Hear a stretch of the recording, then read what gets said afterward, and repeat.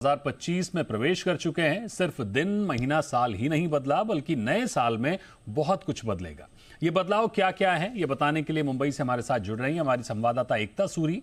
बताइए एकता, जिस तरह से पूरा साल बदला है, ऐसे में और क्या बड़े बदलाव हैं जो लोगों को ध्यान रखने की जरूरत है? जी बिल्कुल, नया साल आया है और साथ में ऐसे बदलाव लेकर आया है जिससे लोगों की जेब पर भी असर पड़ेगा, उनके लाइफस्टाइल पर भी असर पड़ेगा। सबसे पहले तो जो लोग रिटायर्ड हो चुके हैं उनके लिए एक राहत वाली बात कि अगर वो जब पेंशन अपनी कलेक्ट करना चाहते हैं, वो देश के किसी भी बैंक, किसी भी ब्रांच से वो अपनी पेंशन ले पाएंगे। जो प्रोविडेंट फंड है वो भी होगा कि किसी भी एटीएम से लोग इस साल शायद विड्रॉ करना शुरू कर देंगे। दूसरा ये कि अगर हम फ़ोन जब रिचार्ज करवाने जाते हैं तो टेलीकॉम कंपनीज जो हैं, हमने देखता है कि अक्सर वो बोलते हैं इतना आपका टॉक टाइम होगा, इतना आपका डेटा होगा, इतने आप एसएमएस जो है फ्री दे पाएंगे। लेकिन ट्राई ने टेलीकॉम कंपनीज को कहा है कि आप किसी भी वजह से अगर लोग डेटा नहीं खरीदना चाहते तो आप उन्हें फोर्स नहीं कर सकते डेटा खरीदने के लिए, उसके पैसे भरने के लिए। इसलिए आप कॉल्स और एसएमएस को ध्यान में रखते हुए ही पैकेजेस लेकर आए।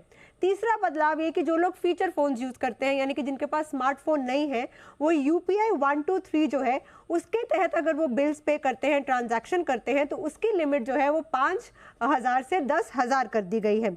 इसके अलावा स्टूडेंट्स की अगर हम बात करें तो हम अक्सर सुनते हैं, पिछले साल हमने बहुत सी खबरें ऐसी भी सुनी जो डरा देती हैं कि कितने स्टूडेंट्स के ऊपर एडमिशन कोचिंग सेंटर्स का जो है वो बहुत ज़्यादा एक तरह से मेंटल प्रेशर होता है। तो ऐसे में अब नियम यह है कि 16 साल से कम अगर उम्र है तो कोचिंग सेंटर में एडमिशन नहीं मिलेगी।